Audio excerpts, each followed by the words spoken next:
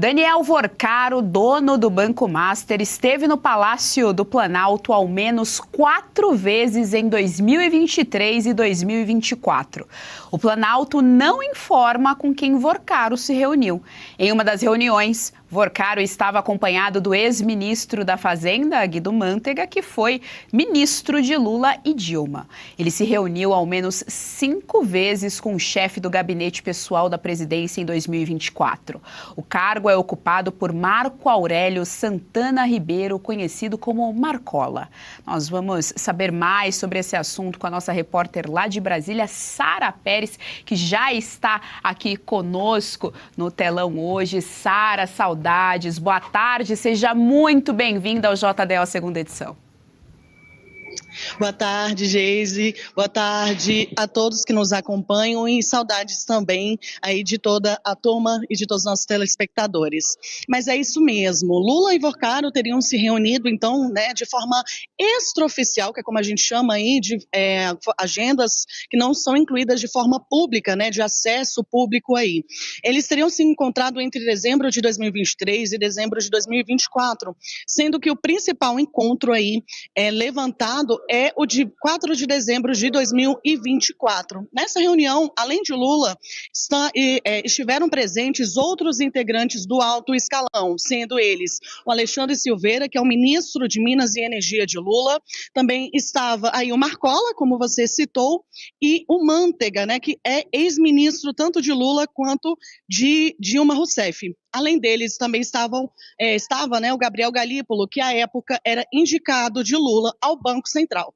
Nesse encontro, então, Vorcaro teria conversado já sobre a situação da liquidez do Banco Master e, além disso, teria perguntado se deveria manter a empresa no mercado ou então vendê-la. Não tem informações além disso, sobre o que foi discutido, o que Lula disse ou o que foi dito pelos demais integrantes do alto escalão que estavam presentes ali. Porém, o Novo já protocolou um pedido aí de explicações à Casa Civil de Rui Costa para que explique o porquê essas agendas foram mantidas fora aí da agenda oficial de Lula e o que foi discutido nessas reuniões.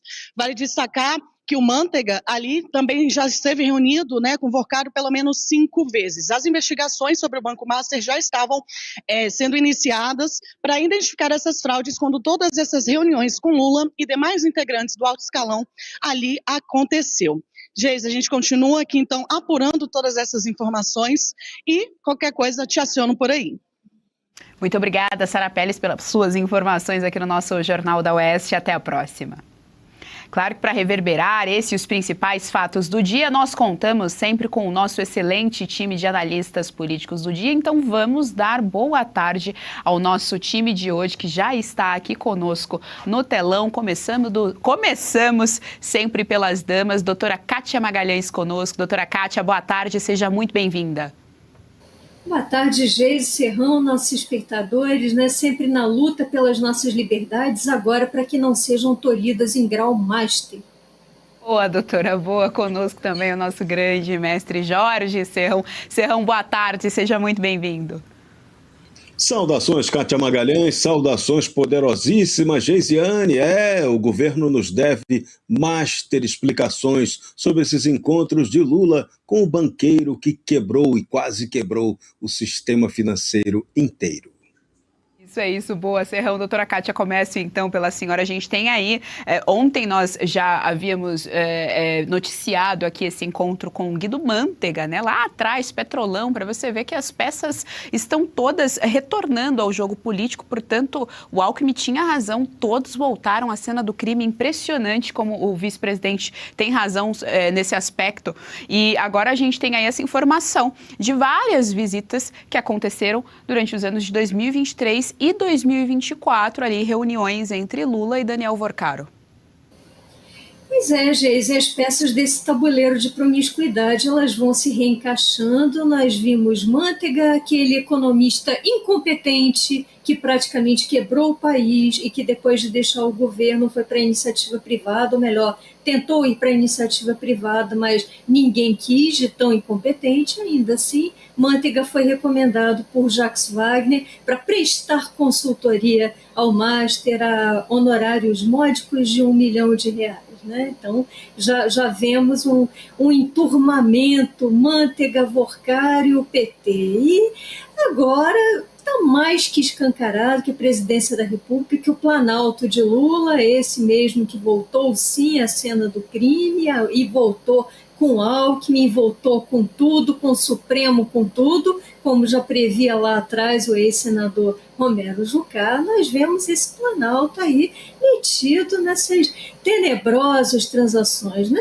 É muito óbvio. Se você abrir a Constituição, o artigo 37 da Constituição e os princípios que lá estão e que deveriam reger toda a administração pública, todos os 3 braços estatais, você encontra lá o que? O princípio da impessoalidade. Portanto, um presidente da República não poderia receber um banqueiro, porque ao receber um banqueiro, ao receber um banqueiro ao lado do banqueiro central do futuro, na época, futuro indicado ao Banco Central, que era Gabriel Galípolo, ele estava ali, possivelmente, abrindo a porta para Worcário a informações confidenciais e agindo em detrimento de todo o restante do mercado financeiro. Então, isso é mais que óbvio. Por outro lado, se porventura Lula recebesse esse banqueiro em outras circunstâncias, ele teria a obrigação de mostrar ao público e comprovar ao público que custeia essa farra toda, o que afinal foi conversado, porque existe o outro princípio constitucional, nada desprezível, que é o princípio da publicidade. Mas nessa republiqueta do taiaiá, nessa republiqueta bananeira, todos os princípios constitucionais já foram derrubados. E eu acho muito curioso, Geise, lá atrás, ano passado, nós vimos condenações de várias pessoas inocentes, privadas do devido processo legal, por uma suposta ABIN paralela. Agora, ao que tudo indica, haveria um sistema financeiro paralelo, né, conectando o Planalto, conectando o STF, conectando ministros e ex-ministros de Lula, e sabe-se lá mais quem. Esse país virou uma versão paralela do que deveria ser, e uma versão muito deplorável, uma versão nada republicana. Deixa eu ouvir também a respeito, outro nome que surgiu agora em meio a essa história aí do Banco Master, um dos maiores escândalos de corrupção da nossa República, é o do ministro Alexandre Silveira, ministro de Minas e Energia, outro nome também bastante conhecido dentro do meio petista, nome antigo dentro do meio petista, que também participou aí dessas reuniões que aconteceram no Planalto. A maior complicação desse escândalo é você descobrir qual é o nome que não está nele. Porque quem não está é uma exceção muito interessante a uma regra. O que acontece? A teoria do Alckmin está completamente errada. Não é que o PT, a Petelândia, tenha voltado à cena do crime. Não, é a cena do crime que nunca saiu da rotina dessa turma da Petelândia. A corrupção é sistêmica. Note, esse escândalo do Banco Master, ele é apenas uma pequena evolução ou involução, você que classifica melhor, de outros escândalos que sempre estouraram no Brasil. Desde o Mensalão, passando pelo Petrolão, pelo impune Eletrolão e outros crimes que não foram pegos, o escândalo horroroso do INSS agora tem toda uma semelhança no modus operandi. É sempre alguém do governo, em conivência com a aparente incompetência das autoridades fiscalizadoras, fraudando o sistema financeiro, driblando as regras da chamada compliance, né? Compliance são aquelas regras que têm que ser obedecidas. Compliance não é aquela moça que trai todo mundo, não. É regra. Aqui não se segue regra. Ou a regra é ser bandido, ou a regra é praticar o crime. Parece que a nossa compliance é às avessas. É uma compliance corrupta. Na compliance da corrupção, é isso que estamos vendo. Então você vai repetir as histórias com fundo de pensão, com a jogada de empresas estatais envolvidas, com banqueiros metidos nessa história. Agora tem as fintechs e a recente revelação também, que também traz muita luz e explicação ao sistema todo, de termos aí o narconegócio. investindo no meio da história de tantas roubalheiras. Então, esse escândalo Master é um escândalo que indica que o Brasil precisa ser passado a limpo em sua estrutura estatal. Não basta apenas tirar o PT do poder. Você tem que mudar a estrutura estatal, porque senão a Petelândia vai e volta. A cena do crime é compatível com a natureza deles. Então, se você não eliminar a cena do crime, eles sempre estarão por lá. Gostou do conteúdo que viu por aqui no canal da Revista Oeste? Compartilhe e deixe o seu like.